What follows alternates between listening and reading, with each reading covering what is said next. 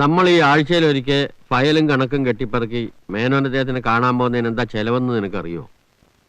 വണ്ടിക്കൂലി, വള്ളക്കൂലി, യാത്ര ചെലവ് എല്ലാം ചേർന്ന് 100 രൂപയെങ്കിലും ആവും. പിന്നെ പോവാതെ പറ്റൂ? അങ്ങേരെ കണക്കപ്പിള്ളിയും കാര്യസ്ഥനും വക്കീലും ഒക്കെ നിങ്ങളല്ലേ? അങ്ങേര് സിറ്റിയിലോട്ട് വന്ന് താമസിച്ചാൽ നമുക്ക് മാസം 400 രൂപ ലാഭം. നമുക്കൊന്ന് സ്ക്രൂ മുറുക്കി നോക്കാം.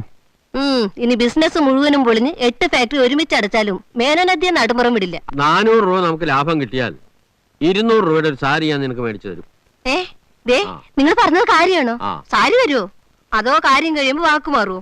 എടി മണ്ടി, 12 കാലം ഈ ശങ്കരൻകുട്ടിയുടെ കൂടെ കിടന്നിട്ടും നിനക്ക് എന്നെ വിശ്വാസമായില്ല അല്ലേ? ഇല്ലഞ്ഞിട്ടല്ലേ എടുത്തു ചോദിച്ചത്. കൈയടിച്ച് സത്യം ചെയ്യാമെങ്കിൽ ഞാൻ ഏറ്റു. നിന്റെ അച്ഛനാണ് നിനക്കൊരു സാരി ഞാൻ മേടിച്ചു തരും. ശരി.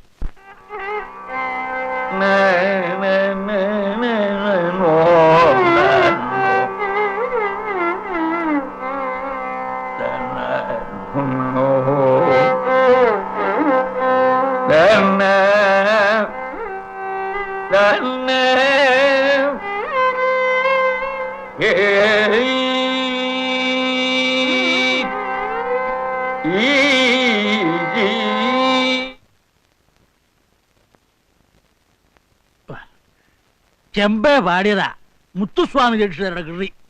എനിക്ക് ഈ ദീക്ഷയും ദാടിയും മീശയും ഒന്നും കേക്കണ്ട. നേരം വെളുത്തപ്പോ തൊട്ട് ഈ നിലവിളി കേൾക്കാൻ തുടങ്ങിയതാ. ദേ വക്കീൽ ശങ്കരപ്പിളച്ചിട്ട് വന്നിരിക്കുന്നു. അയ്യോ കാണുന്നിടത്തൊക്കെ തുപ്പി വെക്കുക.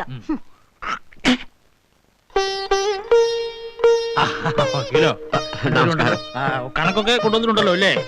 എല്ലാം കൊണ്ടുവന്നിട്ടുണ്ട്. ഞാന് ചെമ്പയുമായിട്ട് അല്പം കേട്ടിട്ടില്ലേ? ചെമ്പൈ വൈദ്യനാഥ കൊള്ളാം. അദ്ദേഹം വലിയൊരു മനുഷ്യനല്ലേ? വിവരമുള്ളവർക്കുള്ളതാണ് ഇതൊക്കെ, അല്ലാതെ തന്നെ പോലെ വിവരം ഇല്ലാത്തവർക്കുള്ളതല്ല. വിവരം ഉള്ളവർക്ക് വിവരം ഉള്ളവരെ കുറിച്ച് അറിയൂ. അല്ല, അതിപ്പോ രേവതിയമ്മ മാത്രം കുറ്റം പറഞ്ഞുകൊണ്ട് കാര്യമാവില്ല. ഈ ഇട്ടാവട്ടത്തിൽ കിടന്ന് കളിച്ചാല് ലോകത്തിന്റെ ഗതിവിഗതികൾ മനസ്സിലാകില്ല. അതുകൂടെ പറയാനാ ഞങ്ങളിപ്പോ ഇവിടെ വന്നത്. എന്താ മനസ്സിലായില്ല?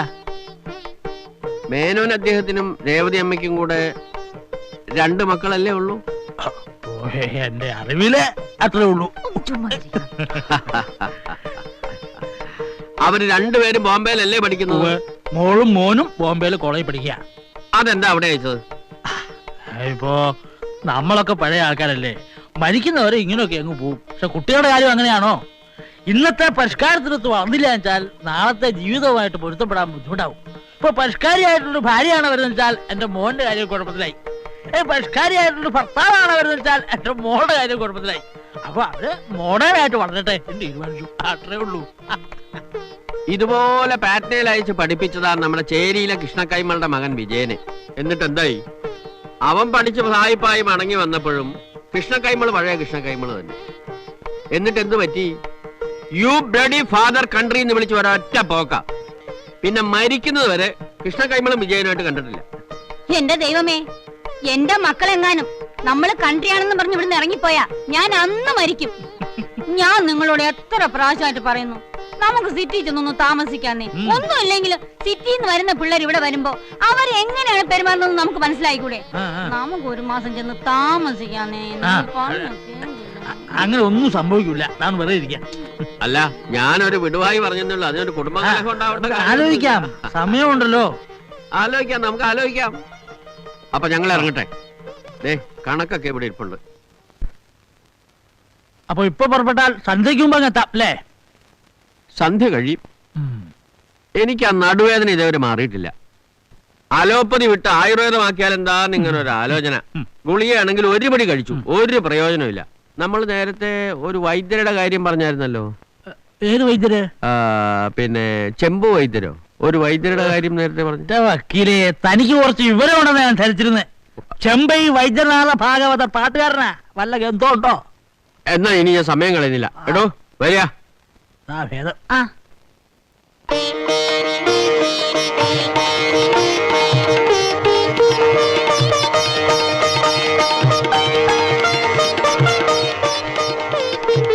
ചടങ്ങൊക്കെ തീർന്നു, ഇനി എണീക്ക. ഭംഗിയായി തീർന്നു പറയടോ. ഭംഗിയായി തീർന്നു, എണീക്ക. ഓക്കേ. അടുത്ത മാസത്തിൽ നല്ലൊരു മുഹൂർത്തമുണ്ട്. അതിന് ഈ കല്യാണം നടത്താമെന്നാണ് ജ്യോത്സ്യർ പറയുന്നത്. അല്ലേ ജോത്സരെ? ഓ അതെ. വേറൊരു കാര്യം പറഞ്ഞേക്കാം, സംഗതി എല്ലാം കറക്റ്റ് ആയിരിക്കണം, ഇല്ലെങ്കിൽ എന്റെ കൈ വെറുതെ മെനക്കെടുത്തരുത്. വേഗം കുറിച്ച് കൊടുക്കും ജോത്സരെ, ഇല്ലെങ്കിൽ ഇടി പാഴ്സൽ. ഇങ്ങോട്ട് വന്നേ. ഇനിയുള്ള കാര്യങ്ങളെല്ലാം ഞാൻ ഏറ്റു. ഒരു അമ്മാവനെന്ന നിലയിൽ എനിക്ക് മോനോട് ചില കടപ്പാടുകളൊക്കെ ഉണ്ട്. ഏതായാലും ഉടനെ ഇതങ്ങ് നടത്തണം. അടുത്ത മാസം അച്ഛൻ ഇങ്ങ് വരും. വന്നാ പിന്നെ ഒന്നും നടക്കത്തില്ല. ഓക്കെ? ഓ അതൊക്കെ ഓക്കെ. എവിടെ പോയി തൊലഞ്ഞ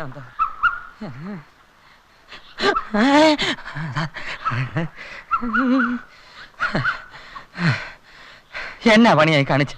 ബാങ്കിൽ അന്വേഷിച്ചു കണ്ടില്ല, ബാറിൽ അന്വേഷിച്ചു കണ്ടില്ല. നീ ആ ഗോപാലകൃഷ്ണനെ കണ്ടോ? അവനൊരു വ്യക്തി വാങ്ങിച്ചു തരാന്ന് പറയണ്ട ഞാൻ മെനക്കെട്ട് ഇവിടെ നിൽക്കുന്നത്. ഞാൻ ഗോപാലകൃഷ്ണൻ പരമേശ്വരനൊന്നും കണ്ടില്ല. കയ്യിലായിരിക്കുന്നല്ലോ ജുബയൊക്കെ. എവിടുന്നാ? ഇതെല്ലാം കിളവന്റെ. ഇന്ന് തേച്ചു മുടക്കി പെട്ടിക്കകത്ത് കയറ്റണം. അതെന്താ? ആ കിളവനും കിളവിയും വരുന്നുണ്ട്. ആര്? എന്റെ യജമാനും പത്നിയും. നീ അയ്യോ ഹരിച്ചേട്ടാ, ഹരിച്ചേട്ടാ, ആകെ ചളമായാലും ഇനിയിപ്പോ എന്തോ ചെയ്യും? ചക്ക കുഴയുന്ന പോലെ കുഴഞ്ഞു. ഇനി ഒറ്റ വഴിയേ ഉള്ളൂ. എന്തോന്ന്? ആ കിഴവൻ മേനോന് ആനയെ അമ്പാരി ആറും പുഴയും കാണാതെ ഒറ്റ ദിവസം ഉറക്കം വരൂല. കുറച്ചു ദിവസം ഇവിടെ താമസിച്ചിട്ട് അങ്ങ് പോവും. കൂടിപ്പോയാ ഒരാഴ്ച. ഈ സമയം കൊണ്ട് ചേട്ടൻ ഒരു ചുറ്റി ചുറ്റിട്ട് ഇങ്ങോട്ട് വന്നാ സംഗതി ഓക്കെ. ആ തേങ്ങയോട് എന്ത് പറയും? എന്തോന്ന് തേങ്ങ? ചേട്ടൻ ബിസിനസ് ടൂറിന് പോവാണ്, ഒരാഴ്ച കഴിഞ്ഞാൽ വരുള്ളൂ എന്ന് പറയണം. ഈ നാട് ചുറ്റിട്ട് വാന്നൊക്കെ പറഞ്ഞ ചെലവുള്ള കാര്യമാണ്. ഇപ്പൊ തന്നെ ഈ സ്റ്റൈലൊക്കെ കാണിച്ച് കഴുത്തട്ടം കടത്തില്ല. എന്നാലൊരു കാര്യം ചെയ്യും, ചേട്ടൻ എവിടെങ്കിലും ഒരാഴ്ച പോയി ഒന്ന് ഒളിച്ച് താമസിക്കും. ചെറിയ ലോഡ്ജില്. പുറത്തിറങ്ങുവോ ആരും കാണുകയോ ചെയ്യരുത്. എന്റെ പിഴപ്പ് വെള്ളത്തിലാവും. അതും ചെലവുള്ള കാര്യമാ. ചേട്ടാ ഒപ്പിക്കാം. മല്ലികയിട്ട മോതിരമുണ്ട്, അത് പണയം വെച്ചേക്കാം. ആ വിറ്റോ പറക്കോ എന്ത് വേണേലും ചെയ്യും. ഇനി കൂടുതലൊന്നും ആലോചിക്കണ്ട. തേങ്ങയോട് ഫോൺ ചെയ്ത് വിവരം പറയാം. അലോൻ ആരാ? ഹരിമോനാണോ? എന്താ വിശേഷം? ബിസിനസ് ടൂറോ? ബോംബെയിലോ? എന്ന് വരും? ഒരാഴ്ച കഴിഞ്ഞോ? ആ പിന്നെ വിമാനത്തിലൊക്കെ സൂക്ഷിച്ചു പോണം. കയ്യും തലയൊന്നും പുറത്തിടരുത്. ആ പറഞ്ഞേക്കാം, വല്ലിയോട് പറഞ്ഞേക്കാം. ആ ശരി.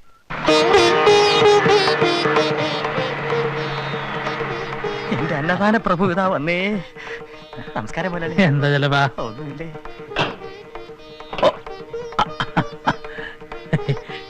എന്താ എന്താ ഇതൊക്കെ? നമ്മുടെ കമ്പനിയുടെ മാനേജരാ. മേനോജി ആദ്യമായിട്ട് ഇവിടെ വരികയല്ലേ, ഒരു ചെറിയ സ്വീകരണം. വന്ന ക്ഷീണം കാണും, ഞങ്ങൾ പിന്നീട് വരാം. അങ്ങനെ അങ്ങ് പോയാലോ? ചില കാര്യങ്ങളൊക്കെ സംസാരിക്കാറുണ്ട്. വരിക. അയ്യോ. നീ എവിടെ പോന്നു? ആ അങ്ങോട്ടാ. സാധനങ്ങളൊക്കെ എടുത്തു വയ്ക്കാൻ. അല്ല ഇത് ഇവിടെ സ്ഥിരതാമസത്തിനുള്ള വരമാണോ? അതെ. ദാ, ദാ, ദാ, ആ സാധനങ്ങളൊക്കെ എടുത്തു വയ്ക്കാൻ. എന്റെ ദൈവമേ, നമ്മുടെ വയറ്റത്തടിക്കാനുള്ള ഒടുക്കത്തെ വരവാണല്ലോ ഇത്.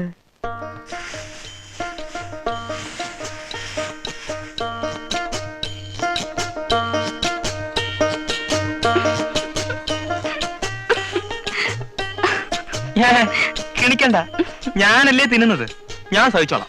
എനിക്ക് ചിരിക്കാൻ നിങ്ങളുടെ അനുവാദം വേണോ? എനിക്ക് തോന്നുമ്പോ ചിരിക്കും, തോന്നുമ്പോ കരയും. എന്റെ സ്വഭാവം അങ്ങനെ. വെറുതെ ചിരിക്കുന്നവർക്കും കരയുന്നവർക്കും മുറി കിട്ടുന്ന ഒരു സ്ഥലമുണ്ട്, ഉളമ്പാറ ബ്രാൻഡ് ആശുപത്രി. ഓ വിറ്റടിച്ചതായിരിക്കും. ഭർത്താവ് ചമഞ്ഞാ മതി, ഹരിക്കാൻ വരണ്ട. ഇവിടെ ആരും ഇല്ലേ? ഇത്ര നേരമായിട്ട് ഉറക്കം എണീറ്റില്ലേ? അതിന് വല്ല അമ്പലത്തിലോ മറ്റോ പോയതാണോ? ചേടാ,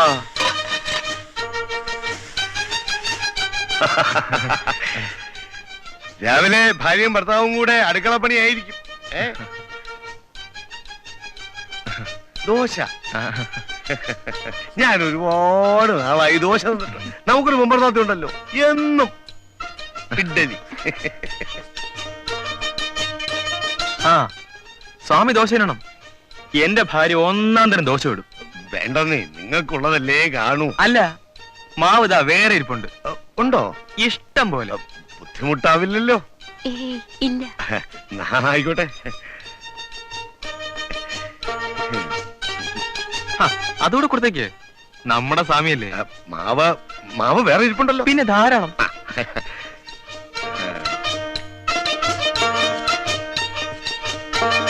ചമ്മന്തി ഇല്ലേ? ചമ്മന്തി ഇല്ലാതെ കഴിക്കുന്നതാ എനിക്കിഷ്ടം. ആ 2 കൊണ്ടുപോയി നമ്മുടെ പുമ്പർത്തോത്തിക്കും കൊടുക്കാം. ലോകത്ത് ഇങ്ങനെ ഒരു സാധനം ഉണ്ടെന്ന് അവളൊന്ന് അറിയട്ടെ.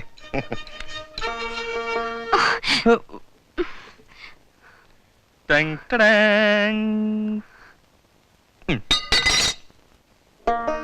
കീറി പറഞ്ഞതാണെങ്കിൽ എന്താ, തിന്നാ പോരെ. നല്ല ചൂട്. ഇതിന് പകരം ഞാൻ തരുന്നുണ്ട്, നോക്കിക്കോ.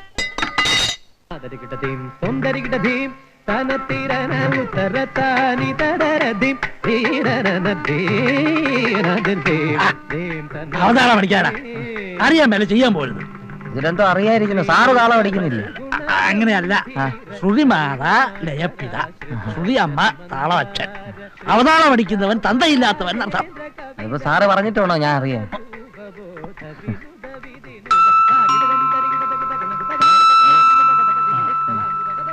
സാർ അവിടെ